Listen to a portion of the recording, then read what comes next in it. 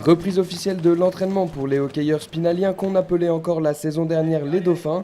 Nouveau logo, nouvelle couleur et nouveau nom pour le club. Les Guémiots d'Épinal revoient aussi leurs ambitions à la hausse avec ce nouveau contrat de partenariat. On a effectivement souligné qu'on souhaitait obtenir un titre dans les 6 ans. On sait qu'on a beaucoup de travail pour y arriver. Aujourd'hui, il est encore un peu tôt pour se projeter, mais je crois que si on devait donner une fourchette, allez, si on est entre 5 et 8e, c'est bien. Faire une belle saison à domicile comme l'année dernière et avoir beaucoup de monde dans la patinoire. Et puis une aventure en coupe, c'est toujours intéressant. Et pour atteindre ses objectifs, le club spinalien veut voir plus grand. Philippe Boson, nouvel entraîneur de renommée internationale, prendra les rênes de cette équipe dès vendredi.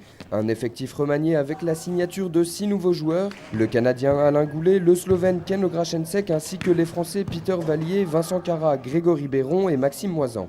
Le club se structure bien, donc en plus avec le coach, même s'il y a eu les rebondissements qu'on connaît.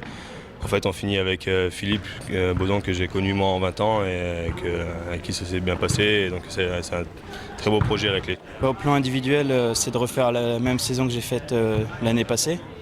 Après, c'est de réussir le mieux possible avec l'équipe, d'aller le plus loin possible, et que ce soit en Coupe de France, Coupe de la Ligue et Championnat. On va se laisser 2-3 semaines pour continuer à voir les partenaires du club, parce qu'on n'a pas vu tout le monde encore aujourd'hui, ce qui nous permettra d'un peu affiner l'enveloppe qu'on peut avoir pour un éventuel joueur.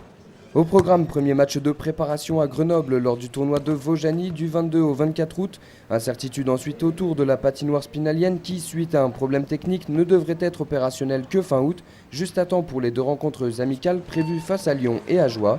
Puis dernier match de pré-saison le 2 septembre chez les Suisses de la Chaux-de-Fonds.